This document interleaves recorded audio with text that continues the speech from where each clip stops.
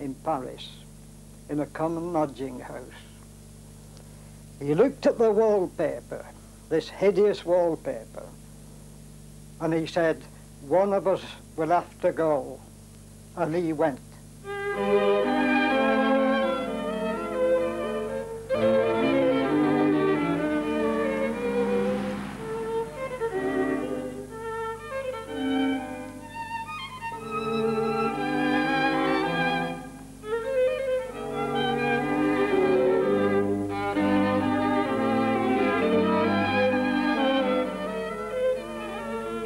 Theodore Major, painter. Absorbed, fierce, loving. A man of whom John Berger, the art critic, wrote, his best canvases deserve to rank among the best English painting of our time. The danger, you know, to selling work is that you may become famous. This is a great danger to an artist. I've stayed quietly in Applebridge, near Wigan, where I get the most opposition.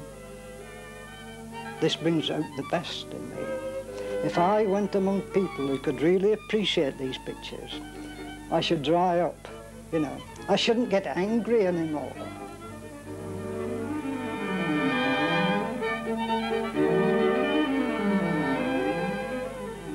It doesn't matter to me, you know, whether these people see these things or whether they don't. If the works of art, someone will see them sometime.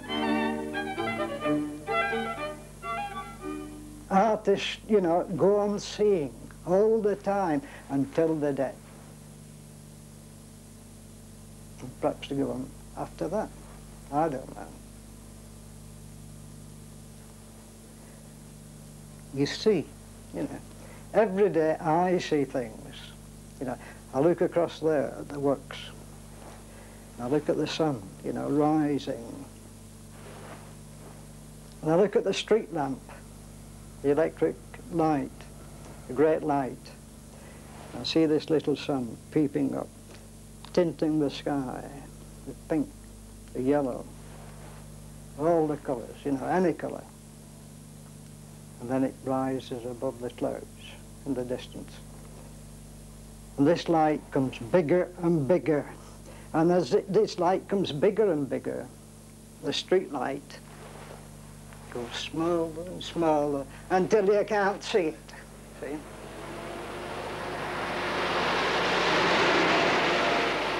Applebridge was once a pretty village. Now it's a messy compromise between town and country. But Applebridge is near Wigan, and that's the point. It's near where Major was born, near the town he hates and loves and paints, near the people he cares for. This is my favourite model. She was a beautiful old lady. She talked to herself. She walked about the Wigan streets. She worked for us. We paid her so much a day to come and work. One day, I went into the bedroom and I was changing my trousers and I heard a noise underneath the bed. And I looked under and there she was with a brush. Yeah. It was about so far from the floor, the bed itself. Yeah. What are you doing there, Mrs. Fairest? I said, you know. I'm cleaning the room out, she said. Come out. I want to paint you. Yeah. Oh, I'm busy, Mr. Major, she said. You know, I'm too busy to be painting. So my wife and I, we took her upstairs. We sat her on a chair. I said, sit there, Mrs. Ferris, you know, I only want to make a sketch. She was only a bundle of bones. You know. Did you show it to her when it was finished? Yes, I showed her the picture, and she said, when are you going to put the colour on? Yeah. I said, the colour's on.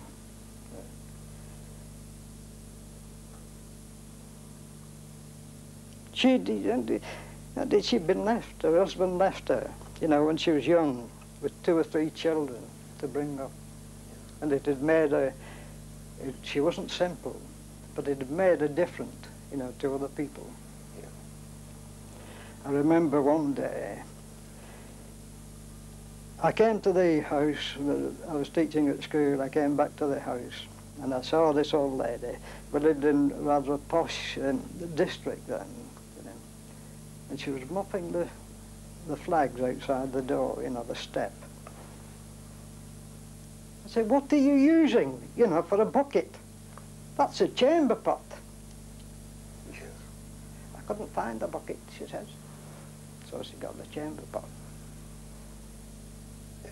She used to read the Wigan paper, all the people who died, you know. And she used to tell wonderful stories, you know, about how they died, in agony, you know, and so on. Yeah. She loved it. She loved every minute of it. I look at this face, I look at this old lady with great admiration. How she's overcome all this kind of thing. Yeah. I admire this woman.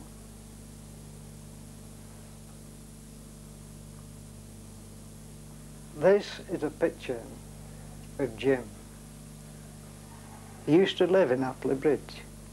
He was a red character. My wife used to travel to school on the train. And this man and his wife was a small, little woman. This man, he used to shout over the rest of the compartment or on the bus, if he was on the bus, what the government should do and what the government shouldn't do, you know, and what he thought of so-and-so, and if he was Prime Minister, what he would do, see. And his little wife, she was embarrassed. And she used to say, "Hush, Jim, hush." But he was a wonderful, you know, character. Yeah. No one could trust him, but worth painting. Yeah. Really worth painting. Now this lady, she came on the picture, you know. I didn't put her there, she just came. In fact, I think underneath there's a man. Yeah. But the man changed, you know, into this particular face. I thought, where have you come from? He just said, mind your own business. Yeah.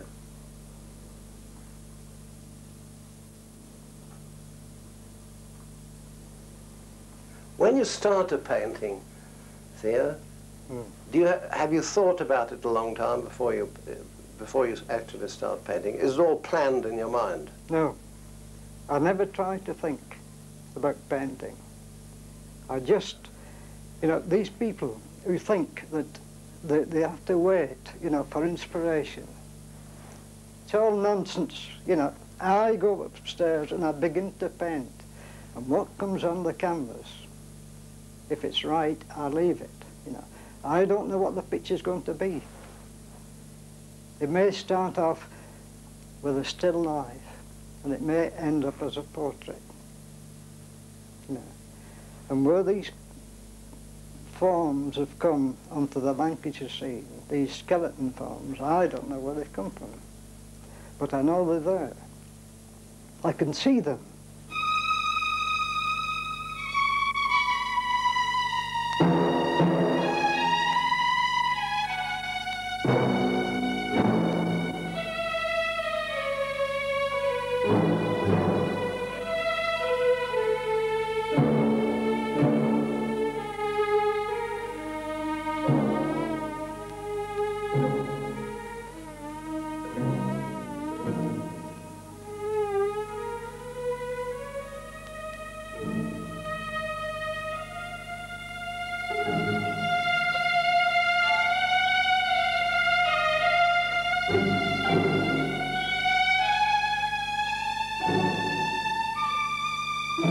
I can paint a picture in, say, perhaps 2 days. But it would take me 3 weeks to know exactly where to put the signature. And these pictures have nothing to do with me. It's Lancashire that's painted them. It's the people. I'm just a servant, you know, to these people. But of course a servant who does what's best for Lancashire, not what he's told to do. I do what I know is right. But I sign Major on the back, you know. People say, why don't you put your full name? I sign Major, you know, because it's part of the family. Because my mother and father, they were good people. And because they were good people, I've got something of that, you know, inside me. And it's their name, as well as mine, my brother's and my sister's name, Major. Proud of it. You don't want anything tidy, because your picture may become tidy. This mess, yes, I like this. Picasso signs his name all over the bloody pictures. Yeah. And these people, not me. But you admire Picasso. Pardon? You admire Picasso. I would have admired him if he'd stuck to painting instead of fooling about with shapes, you know. He was a good painter. This size of brush. Do you really paint with it? Oh yes, yes. These are my favourite brushes. You know, there's so many artists that think self-expression is the main thing. To express yourself, you know. This is the rubbish they teach in art schools. Self-expression. And 3/4 and 90% of the artists are doing nothing but this, express themselves. This is the last thing that an artist should do. He should never express himself. He should be out of the room, almost, in spirit, when the picture is being painted. Self-expression. This is another favourite too. To wipe the paint. To get soft effects. You can describe me as an angry young man.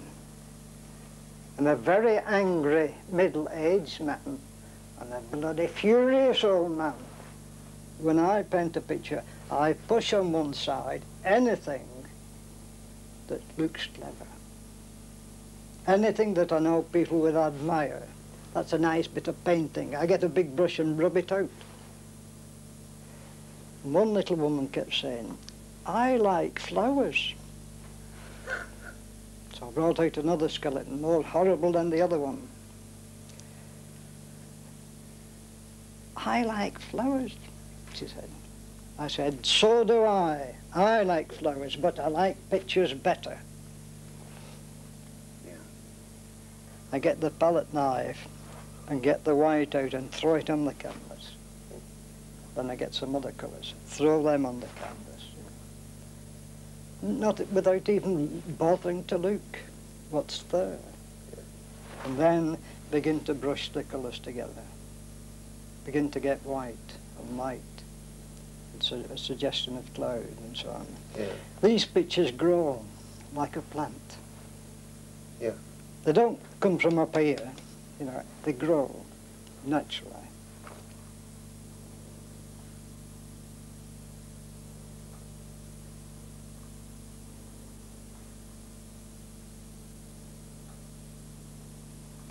I remember I had a class in Wigan, and one little woman came, and I said, why have you come to paint?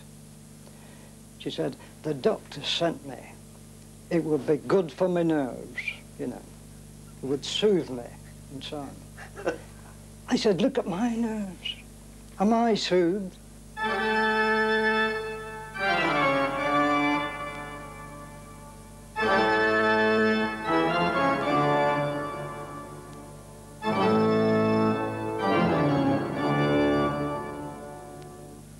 It irritates you. You know, it doesn't soothe you. There's nothing soothing about painting. It's like a battle. You know. I go upstairs, and the canvas and the board is like a battle going. I remember when I couldn't afford to buy a lot of paint, months of depression. I was painting some poppies, and when I'd painted them, I liked them because I felt that I could understand a little about poppies and flowers, you know. Yeah. And then a man came along. And he said he wanted to buy them. I said, no, you can't buy them. I'd painted my wife. It didn't come off. I painted another picture. It didn't come off. I couldn't express her by painting her. But I found that when I painted these great red poppies, this was Kathleen. And she said, oh, you must sell them. Then you can buy more paint. So one day when the man came along, he wanted them, I sold them. And I went across and I said, the poppies are sold. And she cried.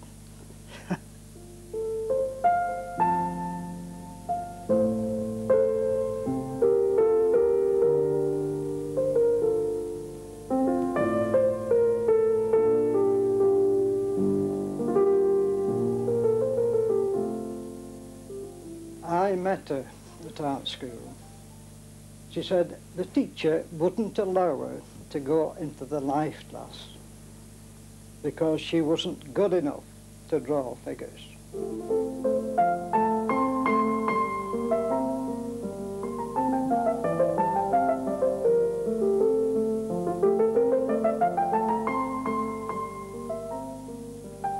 These pictures are wonderful. And she painted and painted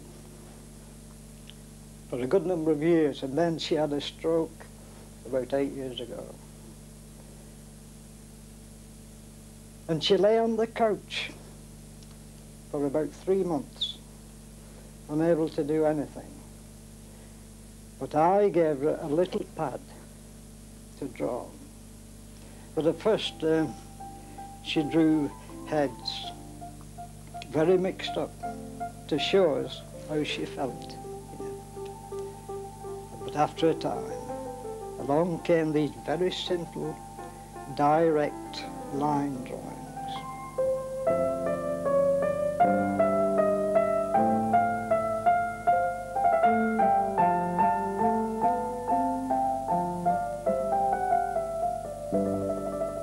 To me, they're the most beautiful pictures I've ever seen.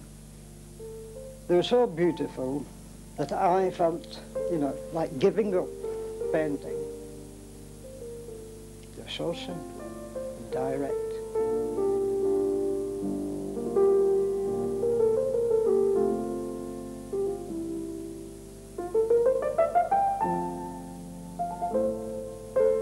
When she draws a nude, it's innocent, it's simple, it's direct. This is a test for an artist, to paint a nude, to draw a nude, because anything nasty in the person who draws a nude will come out into the nude. But with Kathleen, these nudes are innocent and beautiful.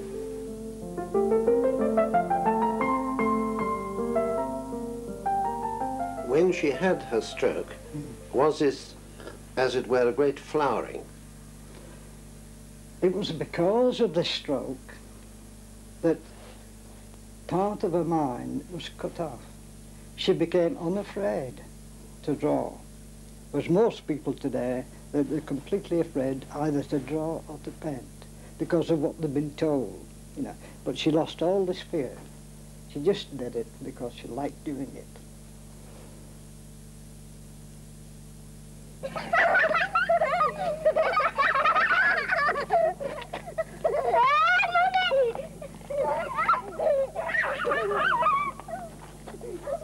Painting. It's living, you know, it's like making love to people. It's like loving your wife. It's making love to all people.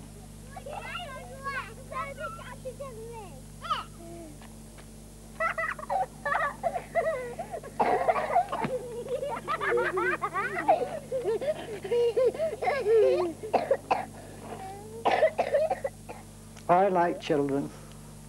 I love children. Like I say, the older people I don't care much about. But the children, these children, they've got a feeling. All children are artists, you know, until they go to school and this thing is knocked out of them. We pay millions of pounds to teachers to knock this wonderful, sensitive thing out of children. Children. There's always children in my pictures. Bottles, mother, father, bottle, the shape, all related to people. And then the fruit, the little children. The shape of a bottle, the shape of everything.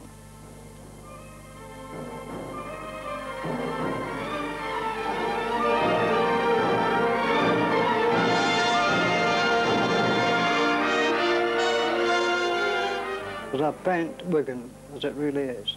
I don't make it look like a city, you know, a beautiful town or anything. I paint it as it is because there's enough beauty there.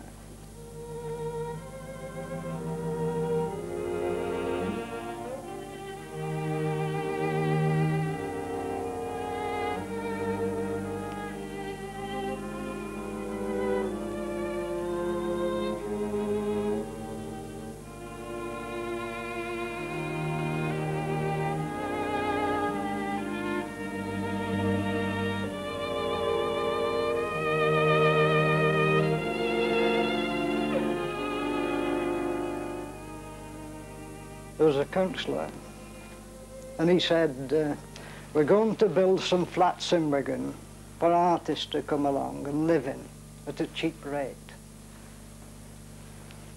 I thought, yes, I've heard these stories before. Yeah. And he said, this will be for the art students and the artists to come along, and we'll be very pleased so long as they paint the beautiful side of Wigan. The beautiful Tudor shops, he said. There isn't one Tudor shop in Wigan. Anything of value they've knocked down to the floor. There isn't anything worth looking at. Even the parish church, which isn't so very old, but is an imitation. They built shops round it so you can hardly see it. It's all built round. So he finished by saying, of course, we have one artist in Wigan, and he shows all the unpleasant side of Wigan, the ugly side of Wigan. Me, who shows the ugly side of Wigan. I've been striving all my life to show the beauty of Wigan and industry, and the skies, the dark skies, and the rain coming down, and the light. I fought all my life to do this. And this is the thanks I get from these people. So I thought, this made me angry, didn't it? And when I'm angry, I paint all the better. If nothing made me angry, I'd very likely die. But this made me angry. And I thought, right, I'll paint Wigan. And I'll paint what you've done to Wigan. And I'll paint what will happen to Wigan if you go on doing this. But of course, it's not just Wigan. It's every town. It's Manchester. It's Liverpool. Every little town in Lancashire. Every town all over England, they're doing the same. They're tearing the heart out of every town. It's like a deserted place. Thousands of people live in that area, and yet you don't see them. They're all inside these horrible boxes.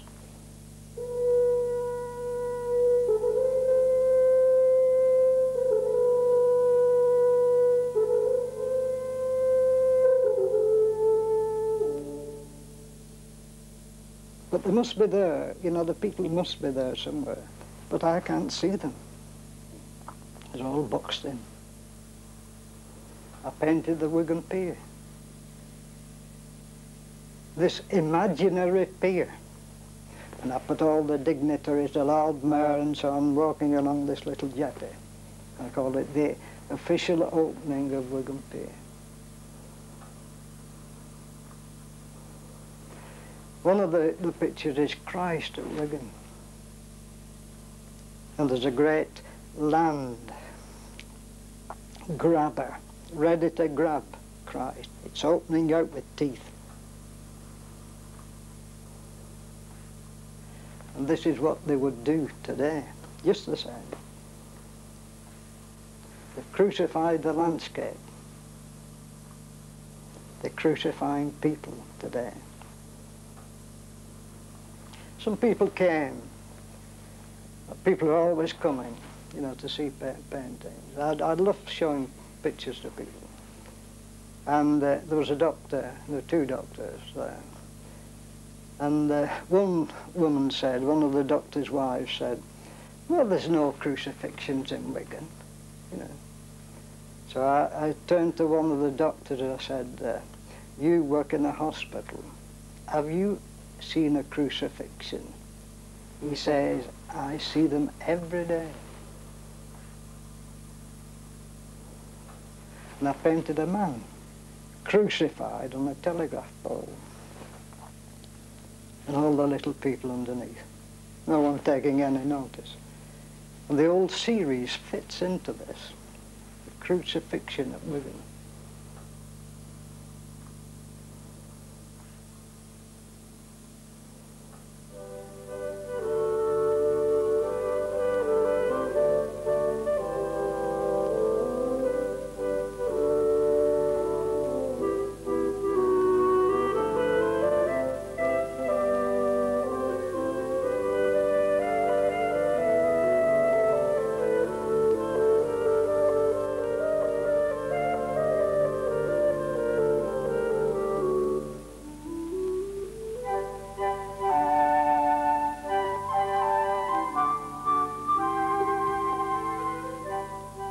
My grandfather was an atheist. He said, when I die, bury me in an orange box. Yet my father was just the opposite. He was a most religious man.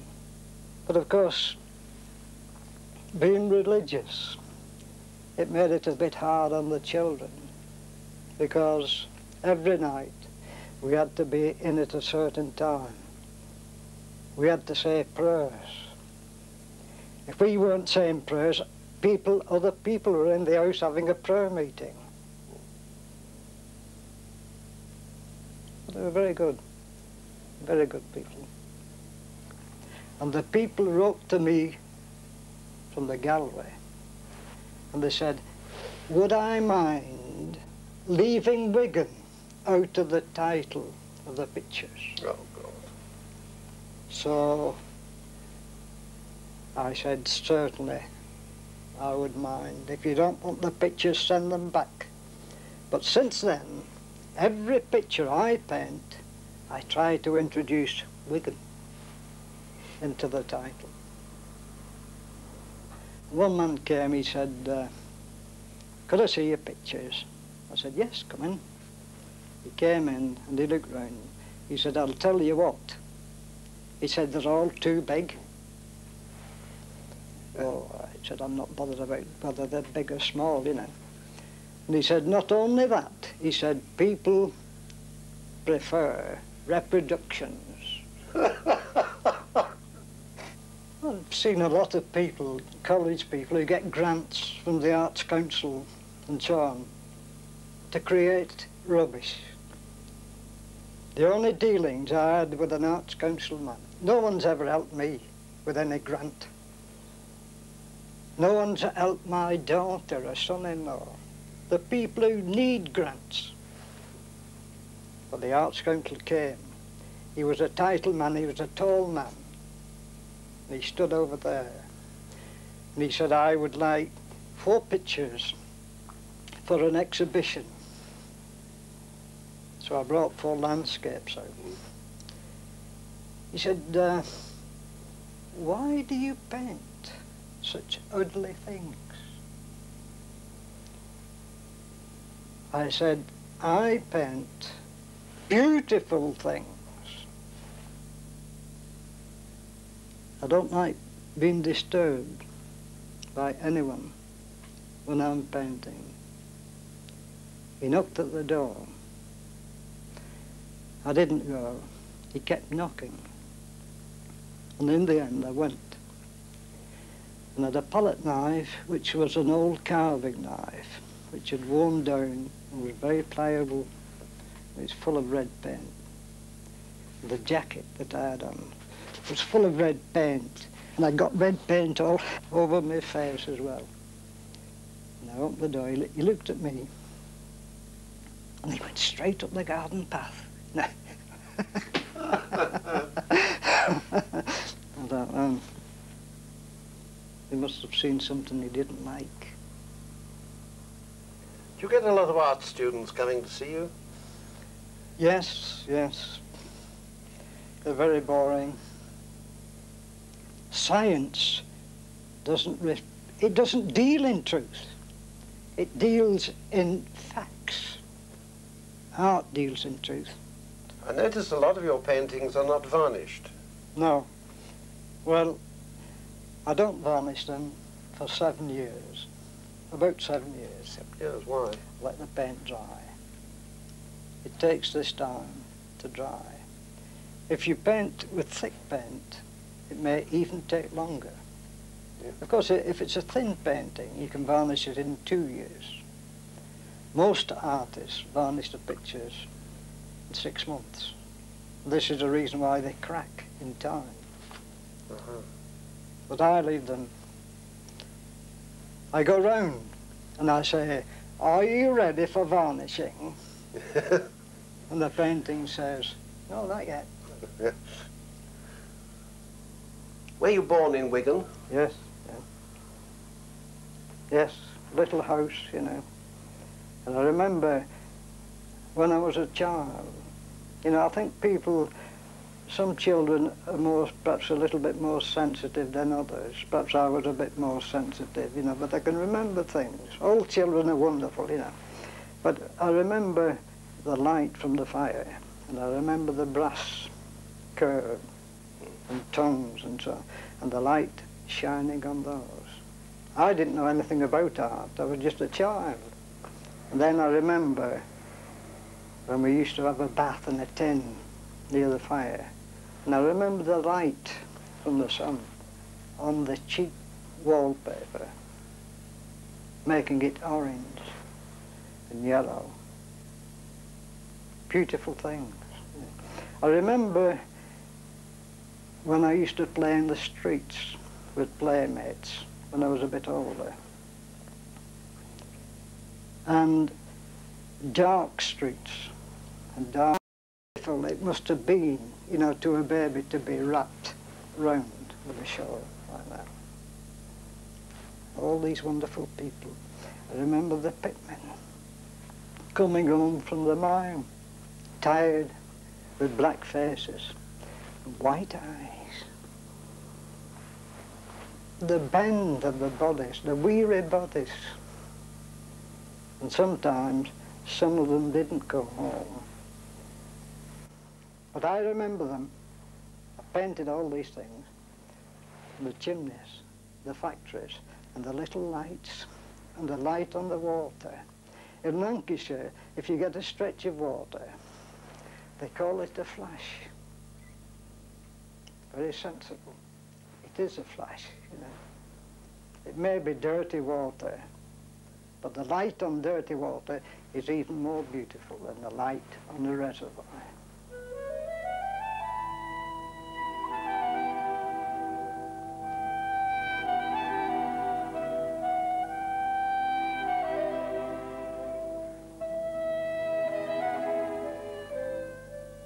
To me, everything is mystery. Everything in life. Why does that landscape, you know, why do those chimneys and the smoke and the industry affect me? It's a mystery. I don't actually want to know the answer to these things. But I know this, that all art is a mystery. All art disturbs. The artist, if he is an artist, he must be getting at truth. And truth is often unpleasant. But you've got to put it down.